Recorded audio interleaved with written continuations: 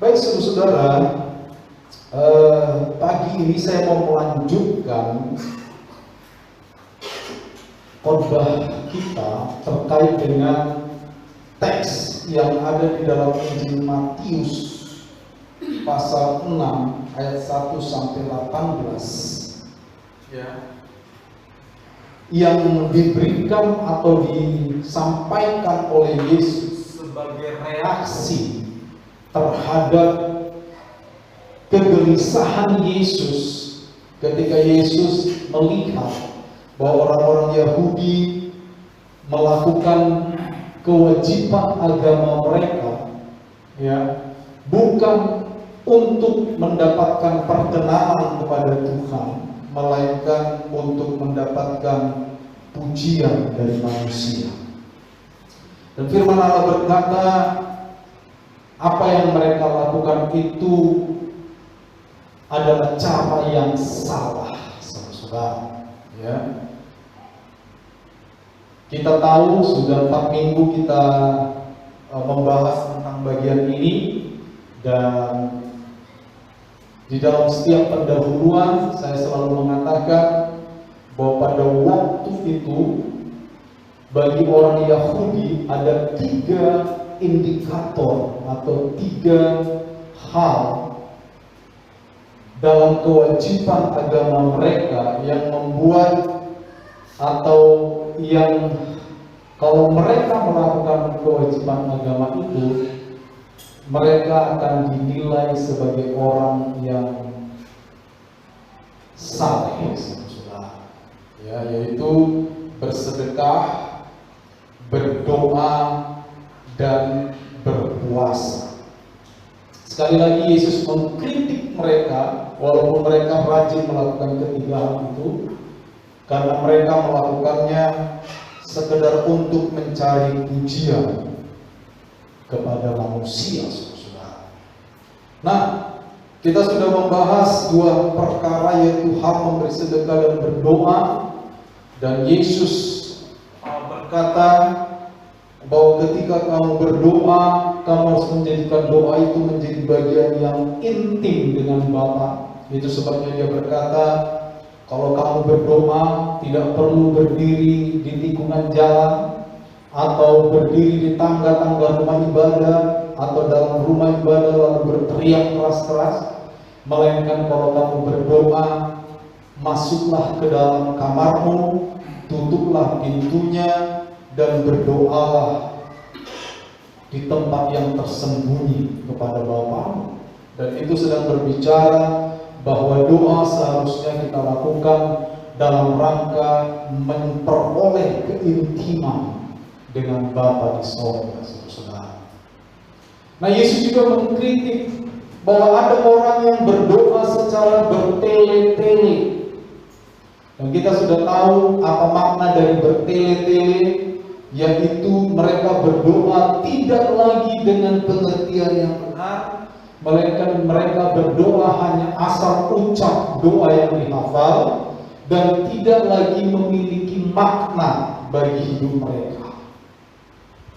Ya, ini yang disebut doa yang bertele-tele.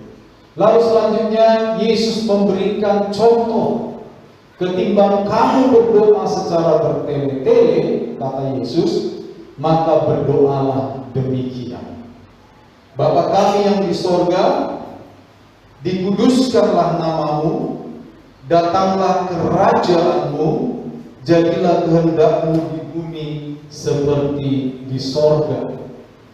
Berikanlah kami pada hari ini makanan kami yang secukupnya, dan ampunilah kami dari kesalahan kami, seperti kami juga mengampuni orang yang bersalah kepada kami.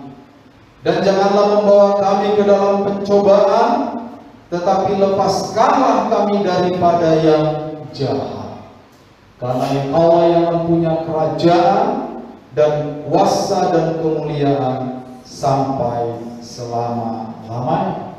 Ini adalah sebuah model doa yang diberikan oleh Yesus, saudara.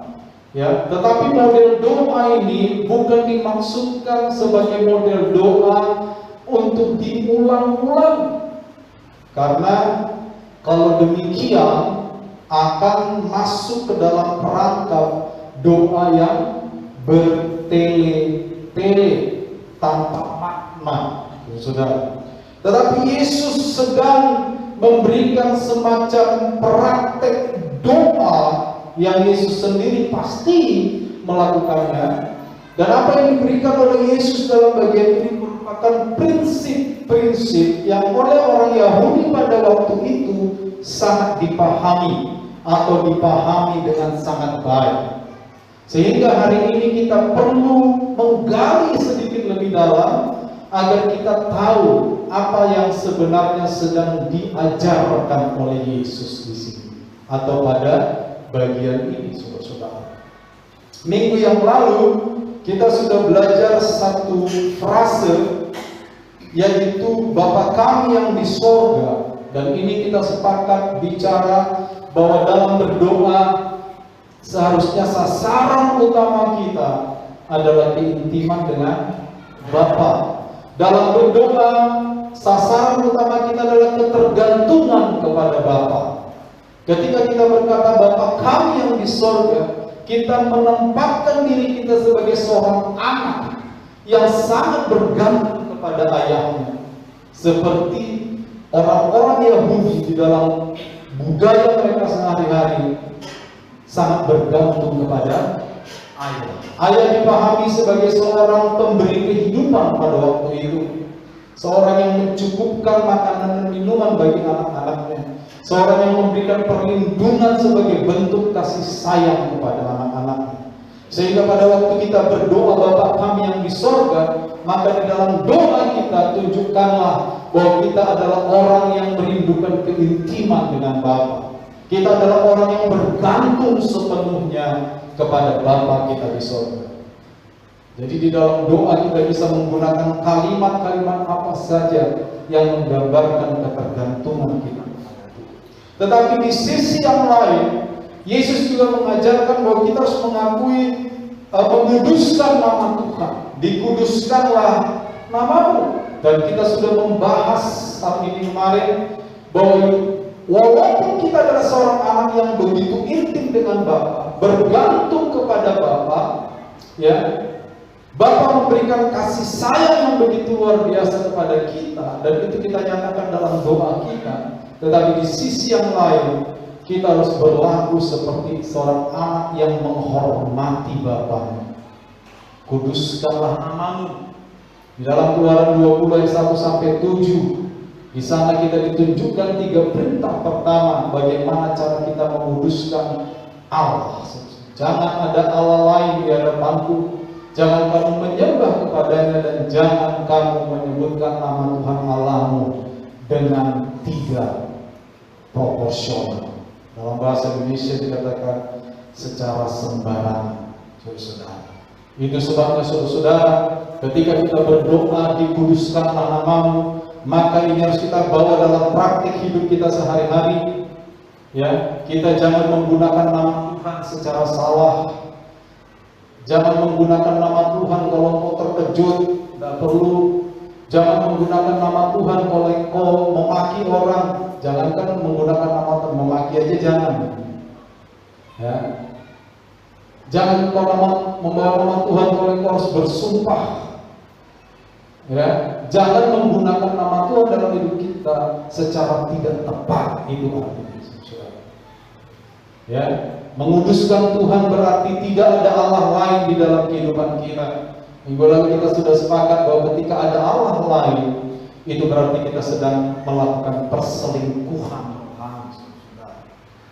Karena kita adalah mempelai bagi Tuhan. Kalau di hadapan kita ada Tuhan lain, berarti kita sedang selingkuh, menduakan Tuhan. Ya, itu maknanya ketika kita berdoa dikuduskanlah namamu. Berarti doa ini harus kita bawa ke dalam praktik hidup kita sehari-hari, di mana kita benar-benar menghormati Tuhan sebagai Tuhan. Nah, pagi hari ini saudara-saudara, ya, saya mau melanjutkan dengan frase berikutnya, saudara-saudara. Datanglah kerajaanmu. Ya, Datanglah kerajaanmu, jadilah kehendakmu di bumi seperti di sorga. Datang kerajaanmu, saudara. Kalimat ini adalah kalimat yang sangat populer di antara orang-orang Kristen pada abad pertama. Kita mengenal nanti kata Maranatha. Itu artinya, oh Tuhan, datanglah. Ya, sampai hari ini kita sering menyebutnya sampai Maranatha, sampai Tuhan datang kembali. Ya, nah orang-orang Yahudi, saudara-saudara, memahami bahwa kedatangan kerajaan Tuhan itu ya adalah kedatangan Mesias. Dan datangnya Yesus sebagai yang diurapi Mesias sebenarnya sedang menggenapi kerajaan Allah secara fisik. Yesus datang secara fisik di antara orang percaya. Ketika Yesus mengajarkan, kalau kamu berdoa, maka katakanlah, datanglah kerajaanmu. Saudara-saudara, ini sedang menunjukkan bahwa kita sebagai orang percaya seharusnya meminta pengalaman di mana kita diperintah, di mana kita dikendalikan, di mana kita dituntun oleh kehendak Allah atau kerajaan Allah. Ya. Nanti di akhir zaman, kerajaan Allah tentu saja apa yang kita kenal sebagai sorga, saudara. Tetapi sebelum kita tiba di sorga, setiap hari dalam hidup kita, saudara-saudara, seharusnya kita dipimpin oleh Allah.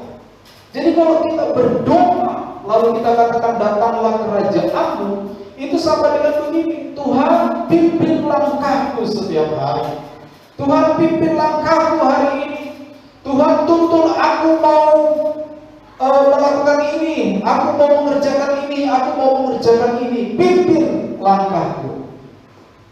Jadi ketika kita berkata datanglah kerajaanmu, berarti kita dipimpin oleh kerajaan Allah, bukan dipimpin oleh kerajaan diri kita sendiri, tidak dipimpin oleh ego kita, tidak dipimpin oleh kedagingan kita. Itu makna dari kata datanglah kerajaan. Ya. Karena secara nyata kerajaan Allah itu sekali lagi dapat kita pahami sebagai Allah memerintah saya. Itu makna yang nyata dalam hidup kita. Datanglah kerajaanmu, berarti Tuhan silahkan memerintah hidup saya dalam semua hal. Dan ini nanti kalau kita pahami dengan sangat baik, ini akan berguna dalam praktek hidup kita. Waktu kita berbisnis, biarkan Tuhan memimpin bisnis kita.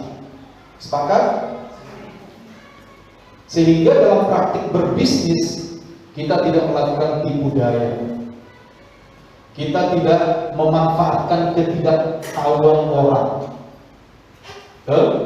Kita tidak memanfaatkan kelemahan orang. Kenapa kita tidak memanfaatkan semua itu?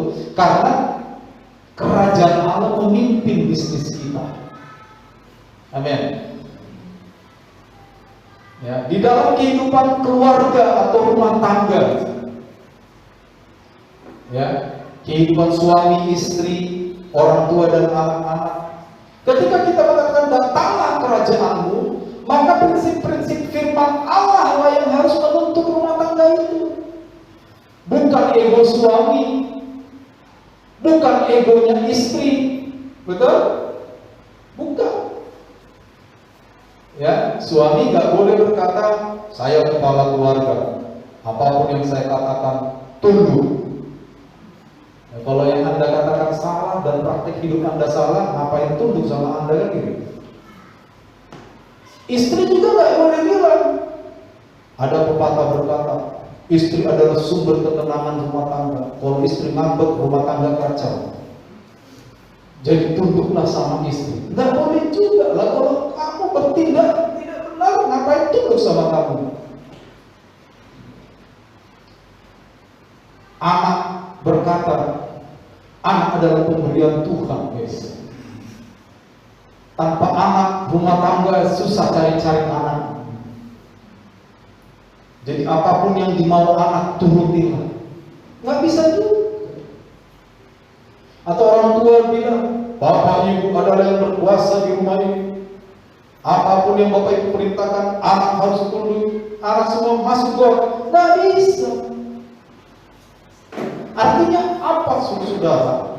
Di dalam rumah tangga juga, ketika kita berdoa datanglah kerajaanmu, maka dalam menjalankan rumah tangga harus berdasarkan prinsip-prinsip kerajaan Allah. Sepakat? Nggak ada yang sepakat nih. Susah Pak. Saya pengen menang sendiri terus ya Pak. Dari dulu saya menang Pak. Susah kalau saya kalah sekali-sekali. Harga diri turun bro. Ada yang harga diri merasa turun kalau kalah dalam rumah tangga? Hah? Kalau masih ada harga diri, misalnya istri menegur suami karena memang suami salah, lalu suami merasa harga diri turun, ada masalah dengan diri Anda. Atau kalau istri ditegur oleh suami karena memang istri salah dan istri merasa harga dirinya dirobek-robek, bahasanya mau bombastis, ada yang salah dengan Anda. Nanti. Jadi kalau kita berdoa datanglah kerajaanmu, sebenarnya Yesus sedang mengajarkan semua sisi kehidupan kita seyogianya, sepantasnya dilakukan berdasarkan prinsip-prinsip kerajaan Allah. Amin. Itu makanya kita belajar tentang kasih, ya kan? Sukacita, damai, sejahtera, apalagi buah roh itu kebaikan, kesetiaan, kesabaran, apalagi kelemah lembutan, penguasaan diri, satu lagi kurang. Semua itu kita tahu, tapi kita harus mengakui bahwa kadang untuk mempraktekkan nilai-nilai kerajaan Allah itu bukan hal yang mudah dalam hidup kita. Betul saudara? Makanya kita perlu siapa? Kita perlu Roh Tuhan. Dan kita sudah belajar tentang Roh Kudus 5 sesi 2 bulan yang lalu saya kira. Di sana salah satu peran Roh Kudus adalah menjaga hidup kita sampai nanti Maranatha. Dengan cara apa? Melahirkan buah roh, enggak? Dan waktu itu kita sepakat, zaman ini tampaknya perlu ada tumbuh buah roh yang baru. Ya, karena buah roh yang ada di dalam kitab Galatia itu bukan daftar buah roh yang itu top. Jadi hanya 9 buah roh atau enggak? Kenapa Paulus mendaftarkan itu? Ya mungkin karena itu yang diperlukan pada masa itu. Pada masa sekarang ada hal-hal yang kita perlukan. Dan itu semua kita kategorikan ke dalam nilai-nilai kerajaan Allah. Jadi ketika kita datang berdoa kepada Allah dan mengatakan datanglah kerajaanmu, selain kita berharap kerajaan Allah nanti waktu Yesus datang kembali secara fisik, kita juga berharap kita juga ingin dibentuk dan dituntun, dipimpin oleh nilai-nilai kerajaan Allah. Sepakat saudara? Ya, itu dia. Nah di sini kita memang kadang merasa disalibkan, dan itu baik. Ya. Kalau dalam mengikut Yesus, ya, saudara merasa gelisah kalau masih melakukan yang tidak benar, itu bagus. Tetapi kita jangan berhenti di rasa gelisah saja. Ketika kita merasakan gelisah, kita sedang melakukan sesuatu yang tidak benar, ya maka kita mengubah apa yang kita lakukan, sehingga kegelisahan itu menjadi hilang. Tapi kalau kita terus bertahan di sana dan Roh Kudus masih sayang kita, maka kita akan gelisah terus. Kalau kita terus lawan, Suatu saat gelisah itu akan hilang, kita menganggap itu benar, padahal tidak. Itu yang disebut hati nurani kita sudah tumpul. Jadi kerajaan Allah tidak lagi datang. Jadi ketika kita diajar oleh Yesus, karena itu berdoalah demikian, datanglah kerajaanmu, itu sama dengan Tuhan, pimpin aku hari ini. Pimpin perkataanku, pimpin tingkah lakuku, pimpin mataku, pimpin mulutku, pimpin pikiranku, pimpin jempolku, pimpin semua hidupku. Amin. Amin. Itu dia. Berdasarkan nilai-nilai kerajaan Allah. Jadi saudara, apa yang bisa kita pelajari? Doa seharusnya menjadi alat di mana orang percaya mengakui pemerintahan Allah atas kehidupan mereka. Jadi untuk berdoa kita bisa katakan seperti pimpin aku Tuhan. Kalau engkau mendapati bahwa engkau sedang melakukan sesuatu yang salah, katakan Tuhan aku begini, aku salah, mohon ampun, ubah, berikan aku kemampuan. Nah itu namanya kita mendatangkan kerajaan Allah atas diri kita. Ya. Jadi doa seharusnya menjadi alat di mana orang percaya mengakui pemerintahan Allah atas hidup kita. Saya kalau berdoa seharusnya saya mengakui pemerintahan Allah. Ya. Jika kita mengakui Allah memerintah atas hidup kita, maka kita harus berlaku sebagai orang yang tunduk kepada pemerintahan Allah dalam kehidupan sehari-hari. Jangan cuma mengakui Allah berkuasa atas saya, tapi dalam praktik hidup sehari-hari saya tidak tunduk kepada nilai-nilai kerajaan Allah. Ya, kita mengaku Yesus adalah Tuhan, maka sebagai konsekuensi logis, karena Yesus adalah Tuhan, Kyrie, penguasa satu-satunya, penguasa tunggal, maka konsekuensi logisnya, ya saya harus tunduk kepada kehendak Yesus. Di mana kehendak Yesus itu saya bisa dapat? Di firman Allah. Amin. Itu sebabnya kita harus membaca firman Allah. Saya mendorong kita terus untuk membaca firman Allah. Ya. Kita harus budayakan membaca firman Allah. Ada yang rutin membaca firman Allah di sini? Kenapa nih? Kok kamu ketawa gitu?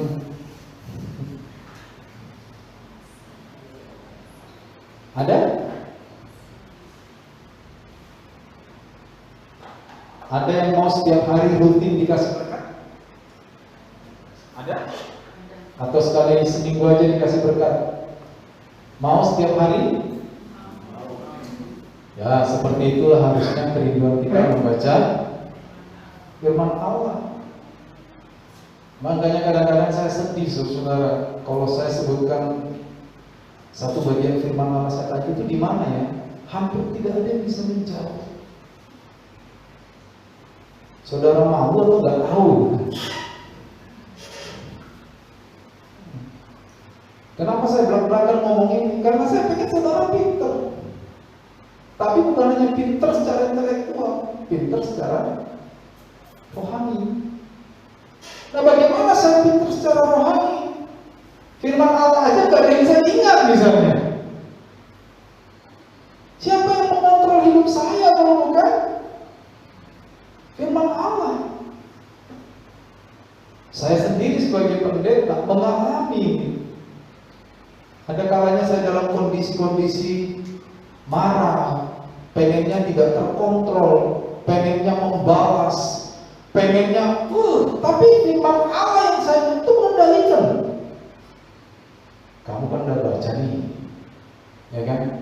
Barang siapa marah kepada saudaranya, ya, dia akan diperhadapkan ke dalam perapian yang menyala-nyala. Kamu sudah membaca nih, kalau kamu marah, janganlah terbenam matahari sebelum marahmu padam, ya kan?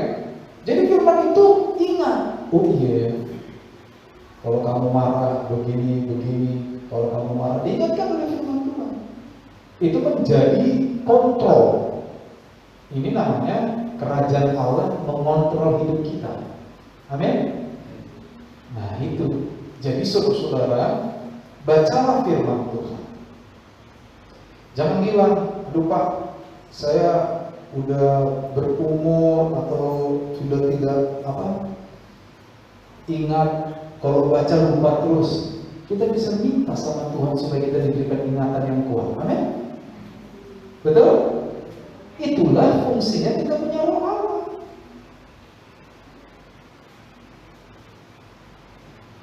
Itu dia, saudara. Karena apa? Kalau kita pergi keluar sana, kita diperhadapkan dengan masyarakat, teman-teman. Begitu kita ketemu kondisi yang tidak normal, jika dinilai dengan firman Allah, maka kita dapat mengendalikan diri kita di sana. Betul? Itu dia. Contoh misalnya, kalau saudara berkendara, saudara memaki orang, pengennya maki balas dong. Balas maki. Ada yang pengen balas memaki kalau dimaki orang? Buruk pengen banget. Pengen saya. Tapi kalau firman Allah itu menguasai kita, begitu kita ada niatan untuk membalas, firman Allah kan teringat dong. Janganlah membalas yang jahat dengan yang jahat, tetapi balaslah yang jahat dengan yang baik. Akhirnya kita batal memaki. Itu kenapa? Karena ada firman Allah di dalam pikiran kita. Nah ini disebut kerajaan Allah itu datang sama kita. Ya. Makanya kalau kehidupan orang Kristen, ya itu hanya sebatas status Kristen saja, itu berarti kerajaan Allah belum memerintah di dalam kehidupan. Jangan heran kalau di luar sana masih banyak orang Kristen yang hanya statusnya yang Kristen, perilakunya tidak Kristen, ya, tidak Kristen. Ini nanti orang-orang seperti ini beragamanya hanya sebagai identitas saja, dan dia akan gampang menjual agamanya. Itu pasti gampang.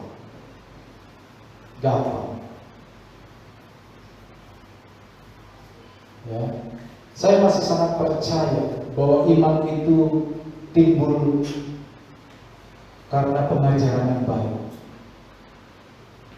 Ya. Kalau jemaat mendapatkan pengajaran yang baik, pemahaman yang baik tentang Kristus, tentang kerajaan Allah, mereka tidak akan mudah goyah. Tapi kalau kita menjadi orang Kristen hanya datang ibadah, menampakkan diri, ya, tidak melakukan firman Allah dalam hidup kita sehari-hari, maka kita tidak tertanam dalam. Ini sama seperti rumah yang dibangun di atas pasir itu. Ya sudah pernah khotbah juga. Apa maknanya itu rumah dibangun di atas pasir? Firman Allah berkata, begitu badai datang, angin berhembus kencang, maka itu melanda rumah itu menjadi rubuh, dan hebatlah kerusakannya, kata firman Allah.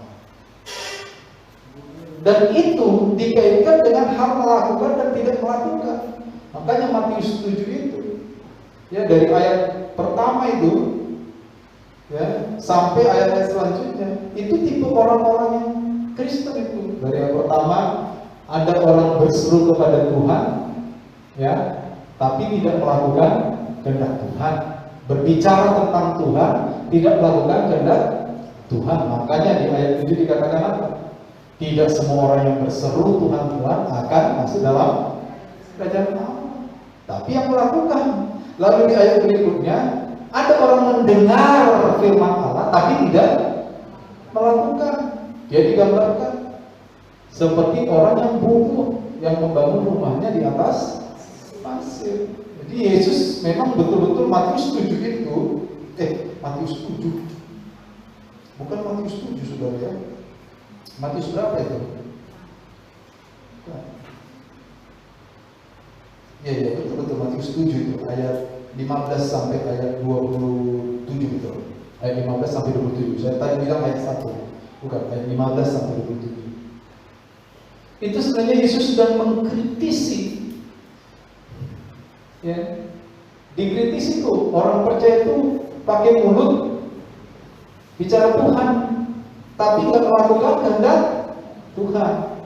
Pakai telinga mendengar firman Allah, tapi tidak melakukan firman itu. Itu dikritisi oleh Yesus.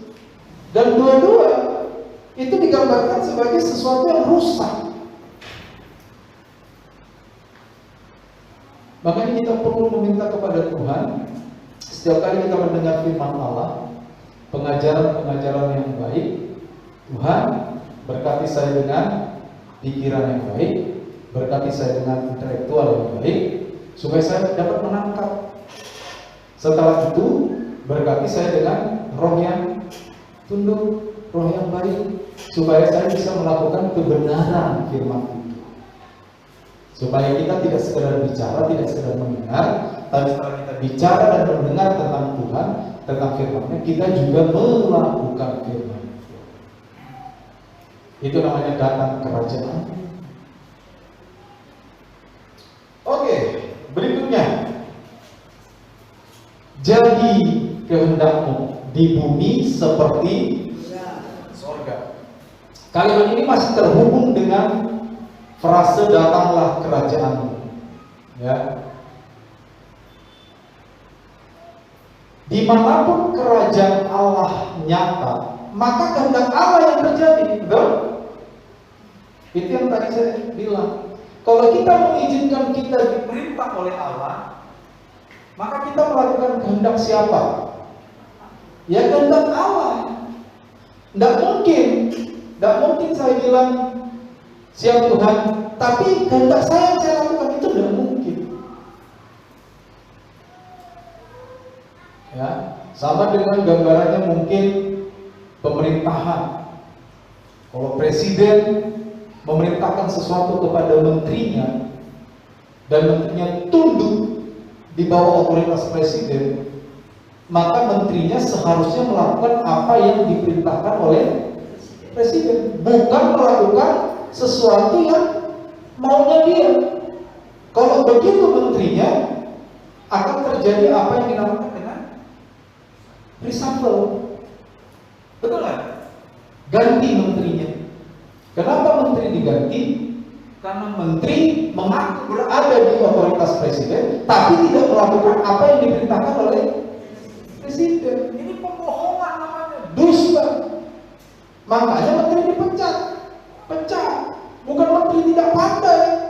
Mana ada menteri yang tidak pandai, betul? Dia terpilih jadi menteri karena dia cerdas, betul? Tapi tidak tunduk. Dia sudah tahu kalau dia jadi menteri, dia iakan. Dia ada di bawah otoritas presiden, namanya juga pembantunya presiden. Dia tahu itu. Kalau saya jadi menteri, saya terima. Saya jadi menteri pendidikan, saya terima. Berarti saya di bawah otoritas presiden.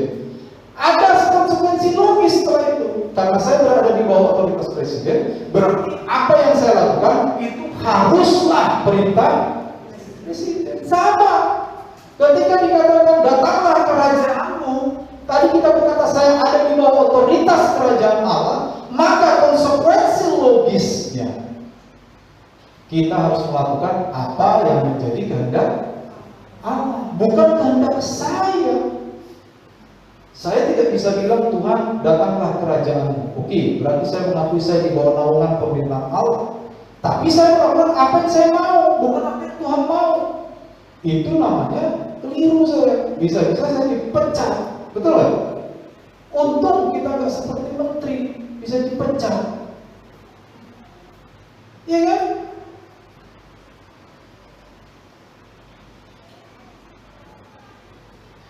Jadi saudara, datanglah kerajaanmu, jadilah kehendakmu di bumi seperti di surga. Ini berarti kita sebagai orang percaya menempatkan diri kita di bawah otoritas Tuhan, lalu selanjutnya tunduk kepada apa yang menjadi kehendak Tuhan. Makanya perlu hubungan yang intim dengan Tuhan. Makanya Yesus pertama-tama mengajarkan apa? Doa itu tadi apa? Bapa kami yang dikuduskanlah. Nah, ketika kita berhasil menguduskan nama Tuhan, intim dengan Tuhan, berarti kita tidak akan kesulitan melakukan apa yang menjadi kehendak Bapa. Jadi ini berkesinambungan. Kita nggak bisa bilang saya nggak intim dengan Tuhan, tapi saya melakukan kehendak Tuhan. Itu nggak bisa, nggak bisa. Ya. Saya tidak menguduskan nama Tuhan, tapi saya intim dengan Tuhan. Nggak bisa juga. Jadi apa yang Yesus ajarkan dalam bagian pertama ini? Bapa kami yang di sorga, dikuduskanlah namamu, datanglah kerajaanmu, jadilah kehendakmu di bumi seperti di sorga. Ini sebuah kesatuan. Kenapa saya bilang ini bagian pertama? Karena ini bagian terkait dengan Allah. Kalau kita berdoa, Yesus sedang mengajarkan, kalau kamu berdoa, hubungkan dulu dirimu dengan Allah, dengan segala nilai-nilai kerajaan. Akrabkan dulu hidupmu dengan Tuhan, betul? Kuduskan namanya dalam perilaku kita. Setelah itu izinkan kau diperintah oleh Allah. Kalau kau sudah izinkan dirimu diperintah oleh Allah, lakukan apa yang menjadi kehendaknya. Itu paketnya itu. Makanya saya bilang ini bagian pertama. Nanti bagian kedua terkait dengan diri kita kan. Dikatakan di sini apa? Berikanlah kami makanan. Lalu ampunilah kami. Jangan membawa ke dalam cobaan. Itu terkait dengan saya dan kita sebagai orang percaya. Tapi Yesus ingin menarik kita terlebih dahulu ketika kita berdoa. Di dalam doa itu kita harus merelasikan hidup kita dengan Bapa. Pertama-tama, Dia adalah Bapa yang sangat mengasihi kita. Kita adalah anak yang bergantung kepada-Nya. Tetapi tidak sampai di sana saja. Dia adalah Bapa yang harus kita hormati dan agunkan. Bukan mentang-mentang Dia Bapa yang mencukupkan hidup kita lalu kita suka-suka sama Dia, ngancam-ngancam kita. Kita harus tetap hormat, kagum kepada Allah. Lalu setelah itu kita bina, kira-kira seperti itu saudara, maka kita berada di bawah pemerintahan Tuhan. Nah, kalau kita sudah di bawah pemerintahan Tuhan, konsekuensi logisnya kita tunduk kepada setiap kehendak. Itulah doa. Kalau kita berdoa dengan isi yang seperti ini, bagus sekali, saudara. Bagus. Makanya saya tidak menyarankan kita sekedar membaca Bapa kami yang di surga dikuduskan nama.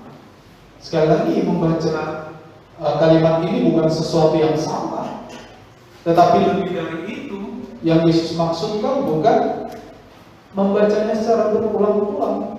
Yang Yesus maksudkan adalah ketika kita berdoa, kita harus mengerti bahwa kita adalah anak yang bergantung. Ketika kita berdoa, kita harus menempatkan Tuhan sebagai Bapa yang berkuasa.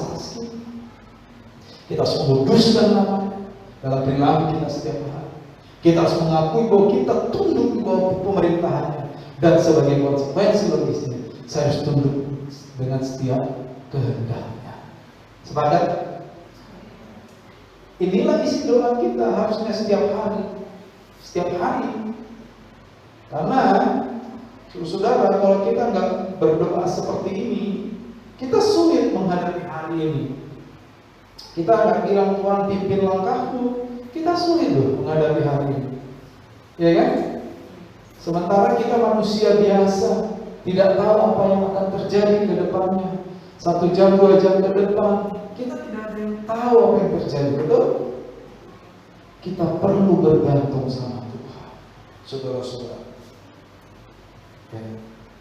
Nah, kita lihat Yesus sebentar. Tindakan ketaatan Yesus dalam masa pelayanannya di bumi terlihat jelas dalam ketundukannya terhadap setiap kehendak Allah. Yesus mempraktekkan doa itu. Makanya di awal saya bilang, apa yang Yesus ajarkan ini? Ini adalah praktek doa Yesus setiap hari. Yesus mengajarkan supaya datang kerajaan Allah jadi kehendaknya, dan itu dialami oleh Yesus. Sudah di dalam Yohanes pasal 4 dikatakan, makananku ialah melakukan kehendak Dia yang mengutus aku. Pada waktu Yesus ada di Taman Getsemani, ya, pada malam sebelum Dia ditangkap oleh tentara Roma, Dia berdoa bersama 3 muridnya, dan di Taman Getsemani itu Dia bergumul, saudara. Nah, apa yang Dia katakan di hadapan Bapa? Bapak, kalau boleh, ini kalau boleh, cawan ini lalu dari padaku. Nah, yang dimaksud cawan ini pasti kita tahu, artinya penderitaan yang Bapak Dia alami sebentar lagi. Ibu Yuli udah baca buku itu berapa kali? Nanti khotbah tentang itu ya. Nangis gak baca buku itu? Ibu Yuli ini pinjam buku saya itu loh, judulnya Yesus yang disalib bagimu. Saudara nanti kalau mau baca pinjam lagi sendiri. Supaya kita paham betapa menderitanya Kristus. Penderitaan Yesus dipandang dari sudut pandang medis.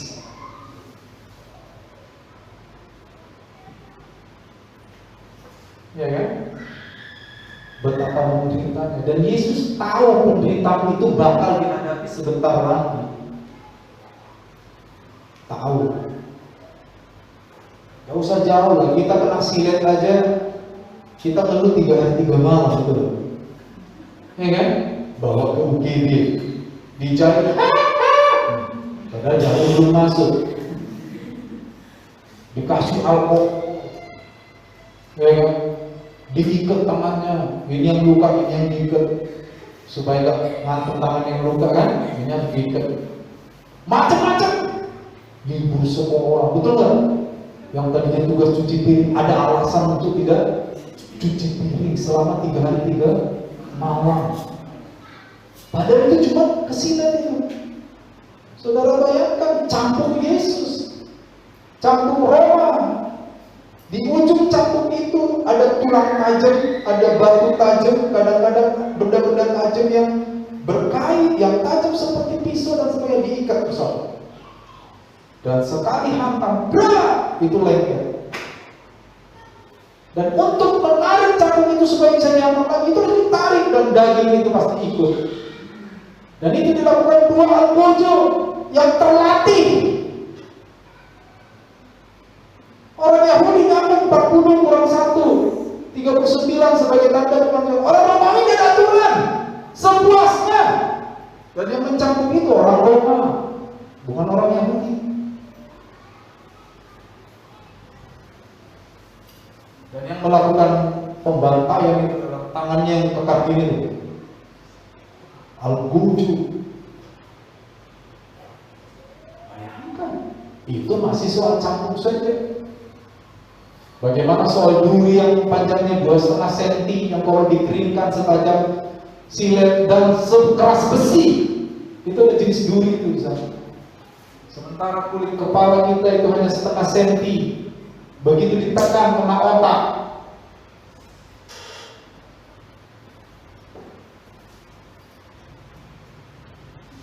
Dalam kondisi seperti itu, Yesus ditelanjangi.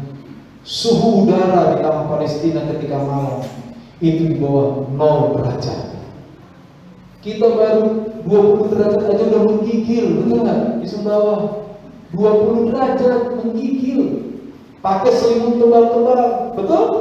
Yesus tidak pakai baju, badannya robek di sana sini, matanya bengkak, kepalanya kemasukan duri di mana-mana. Kedinginan. Dia mengalami apa yang dinamakan dengan hipotermia, penurunan suhu badan yang sangat dahsyat. Bagi manusia biasa harusnya Yesus mati sebelum disalib. Kalau saya cerita itu saudara-saudara, sudah nanti baca aja sendiri deh. Luar biasa.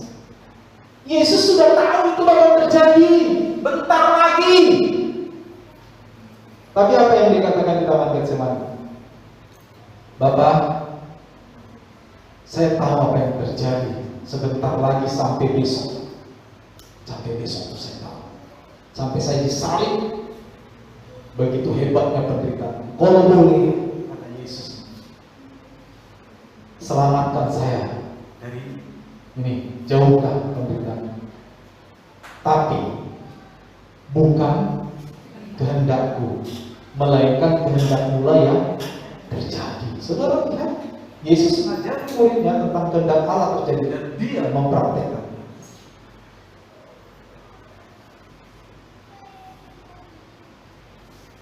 Jadi doa itu tidak sekedar kata-kata. Kalau doa hanya sekedar kata-kata, semua orang pandai berdoa. Betul? Pandai berdoa.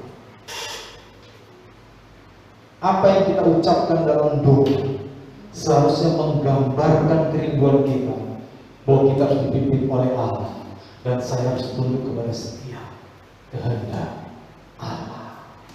Amin. Lalu nanti alamilah dalam kehidupan nyata. Makanya jangan heran kalau saudara orang Kristen yang jujur dan baik di hadapan Tuhan, lalu pagi-pagi saudara, Tuhan berikan aku kesabaran, ya setengah jam lagi saudara akan dihadapkan dengan tindakan kesabaran itu.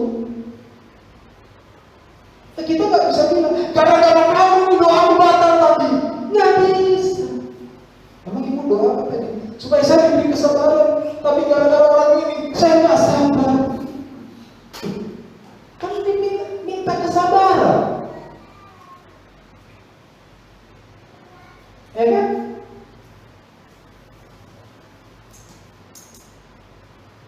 Itu sama dengan ada cerita, tapi ini nggak benar-benar terjadi. Itu hanya karangan orang-orang, ilustrasi. Ada orang jatuh ke sungai yang deras sekali, jadi dia dibawa arus sangat kencang. Dia orang Kristen yang cinta Tuhan, orang katanya. Lalu dia berdoa, Tuhan selamatkan aku, nggak bisa berenang. Begitu diseret oleh arus sungai, ada dahan besar.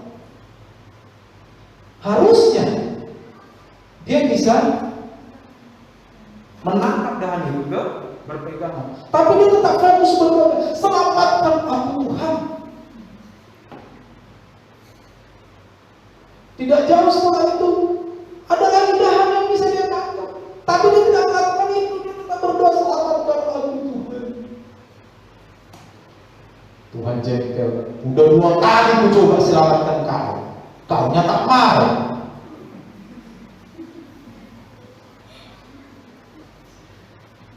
Ya gitu. Berikan aku kesabaran Tuhan. Oke, saya berikan. Ya, pergi ke pasar, becek pasarnya.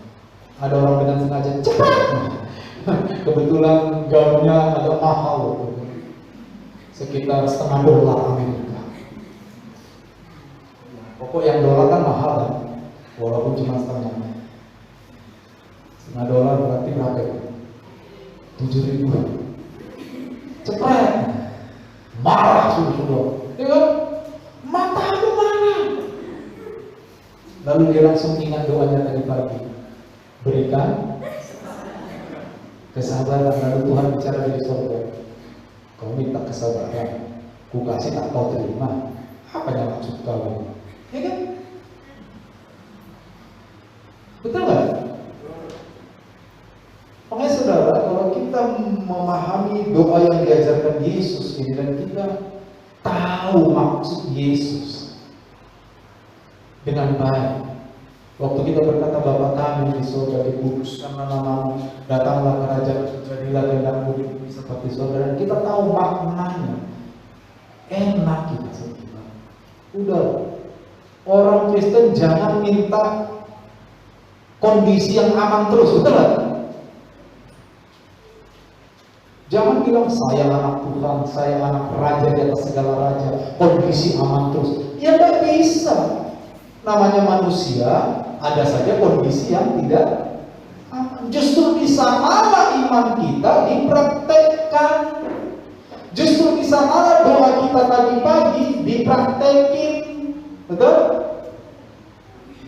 Kita berdoa, ajarilah kami saling mengasihi. Ajarilah kami ini saling mengampuni.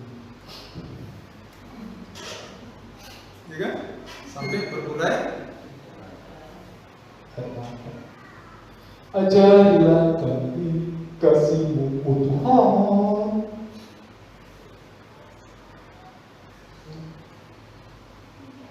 Tiba-tiba dia teringat, dia masih nggak bisa mengampuni adiknya. Ada di sini yang tidak bisa mengampuni adiknya? Kamu kan nggak punya adik tuh. Oh. Ganti kakaknya. Waktu kita bernyanyi ajarilah kami Tuhan untuk mengampuni, ayo kita mengampuni. Amin. Amin. Sedikit kalian. Loh, makanya saudara, kan saya pernah bilang, kalau kita nyanyi itu jangan asal nyanyi, kita itu hayati katanya. Jadikan nyanyi itu menjadi doa, praktekkan dalam hidup. Amin. Ajarilah kami Tuhan saling apa lagi? Mengasihi. Tapi kita masih jelek kali orang itu. Saya masih sering dengar dari mulut orang Kristen, jelek kali gitu ya. Kalau dia jelek, yang gagal siapa? Tuhan dong. Kan yang ciptakan dia Tuhan. Berarti gagal cetak dong dari surga. Betul? Memang cantik ganteng itu relatif kata orang, tapi tidak perlu kita bilang orang jelek. Emang ada orang mau lahir itu ditentukan masih di kandungan? Tidak Pak, saya ingin lahir dalam keluarga Amerika. Ada yang begitu? Nggak ada kan? Kalau kita dilahirkan hitam seperti saya begini, ya sudah, percaya diri saja. Yang putih-putih, jangan bilang hitam kali. Jangan. Bilang saya hitam-hitam kereta api. Walau hitam banyak yang cari ya. Hitam-hitam si buah manggis, kendati hitam tampaknya manis. Itu aja. Selesai. Ya kan? Gitu saudara. Itu namanya kita saling mengasihi. Walaupun kita ketemu orang yang paling dalam tanda kutip itu tadi, nah itu kata orangnya, itu tetap ciptaan Tuhan. Jadi kalau kita bilang ajari kami saling mengasihi, kita bisa menerima orang seperti itu dalam komunitas kita. Betul? Kan itu yang ditentang oleh Paulus banyak. Kenapa perjamuan kudus menjadi petaka bagi jemaat di Korintus? Gara-gara begitu. Jemaat memperlakukan yang lain sesuai dengan fisik, main fisik. Makanya Paulus bilang, makanya gak heran banyak sakit bahkan mati di antara kalian, kata Paulus. Betul gak? Nah itu dia. Jadi kalau kita nyanyi ajarilah kami Tuhan saling mengampuni, ya ayo kita praktekin. Jangan kita di gereja nangis-nangis ajari kami Tuhan saling mengampuni, gitu sampai nangis sampai Tarzan. Tapi begitu ketemu orang yang bersalah, kita buka. Dendam masih membara. Ya kan? Kayak film tahun 70-an. Dendam membabi.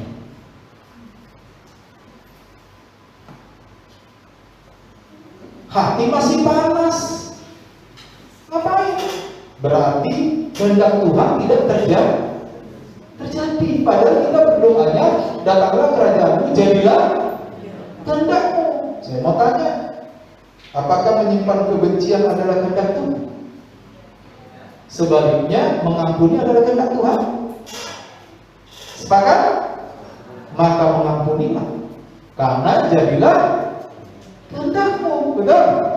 Jadi waktu kita berdoa, datang kerajaanmu, jadi kehendakmu, ya kita harus mempraktekkan doa itu masuk Yesus itu. Jangan cuma apa? Datang kerajaanmu, jadi kehendakmu di bumi seperti surga. Amin. Lalu kita merasa sudah beribadah sama Tuhan.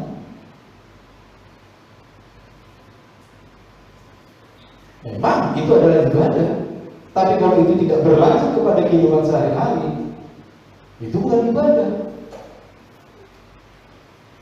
Nah, tinggal kita periksa sekarang diri kita, ada nggak hal-hal yang masih mengikat kita yang bukan kehendak Tuhan dan kita masih sampai hari ini masih lakukan? Tinggal kita koreksi dong, ya kan? Gampang kan? Nggak perlu beritahukan orang di sebelahmu. Tinggal saya dengan Tuhan saja.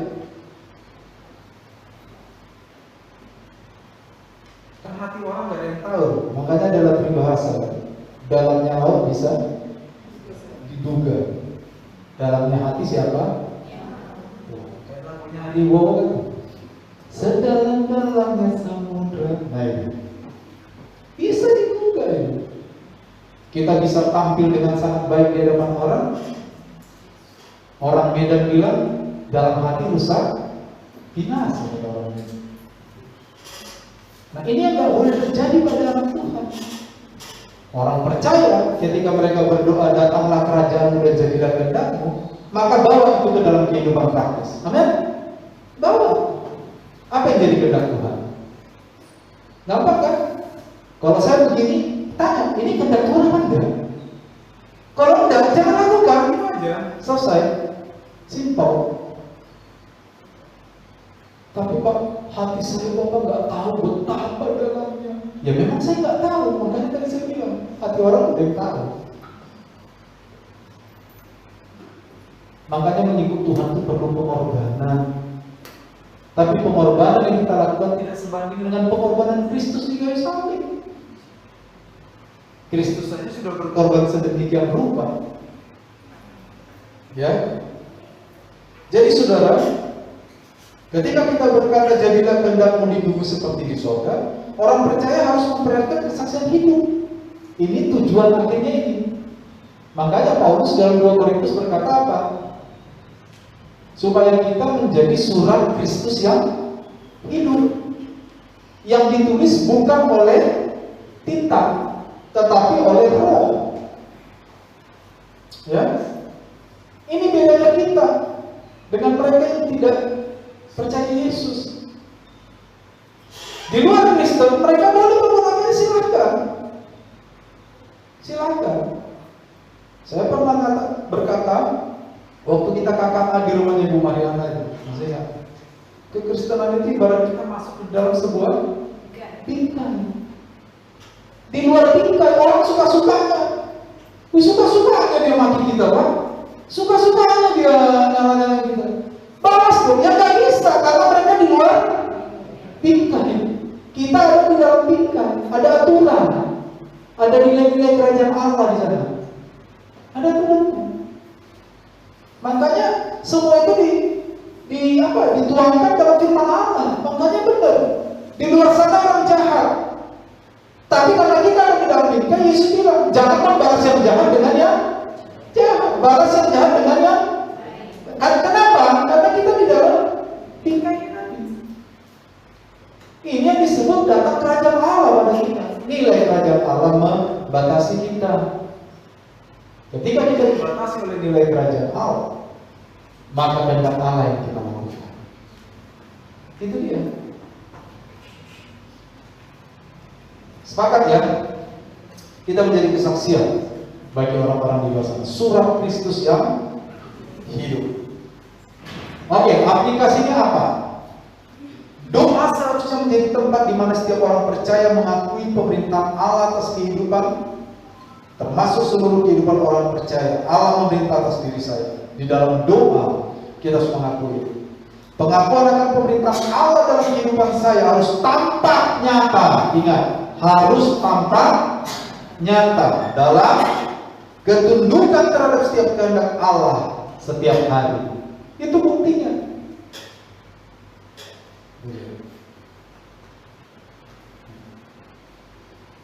Ini namanya bukan sekedar teori.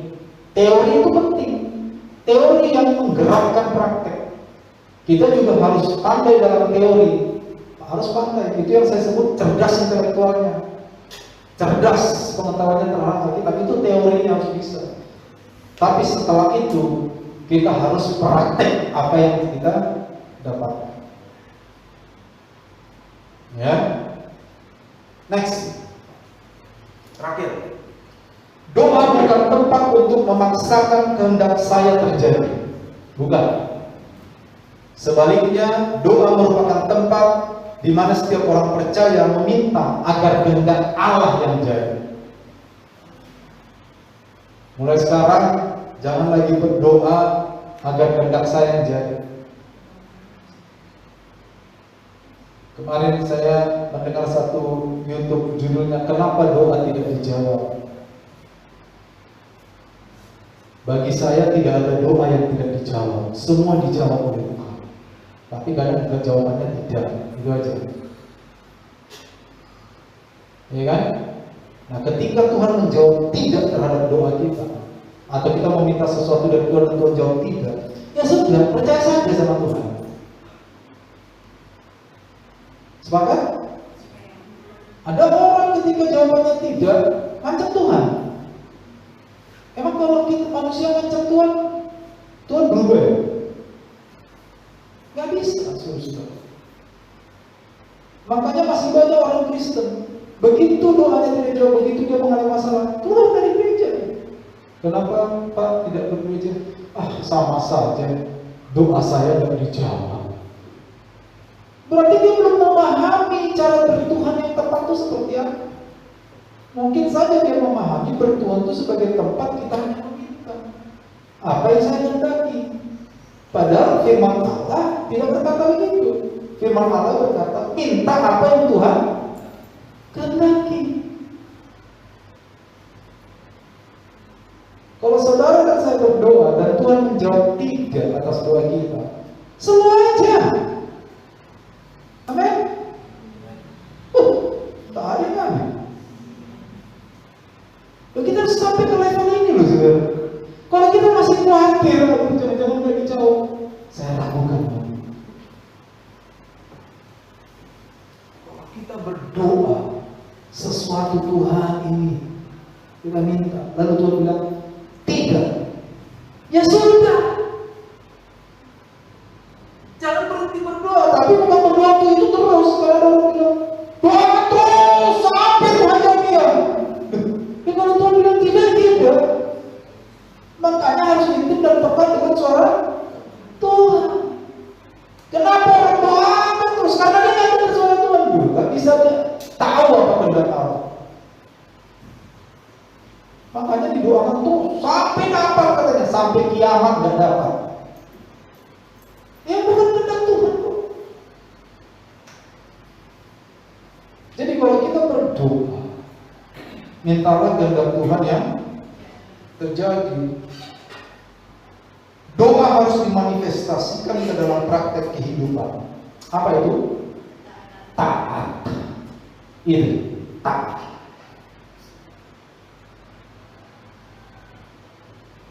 Kematangan spiritual orang percaya salah satunya adalah ketaatan kepada Allah.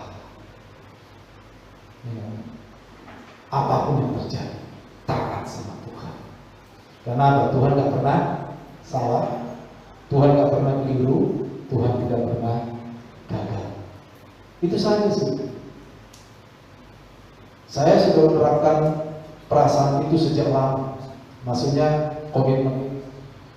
Saya dalam keadaan sulit, saya selalu bilang kepada diri saya sendiri, ingat, Tuhan tidak pernah salah, Tuhan tidak pernah keliru, Tuhan tidak pernah gagal. Jadi kalau belum ada jawaban, bukan karena Tuhan salah, ya memang bukan itu mungkin kehendak Tuhan.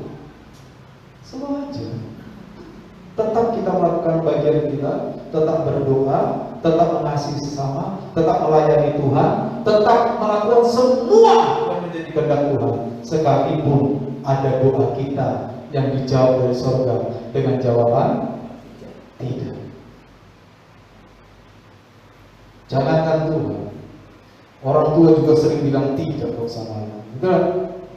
Gimana Pak? Tidak.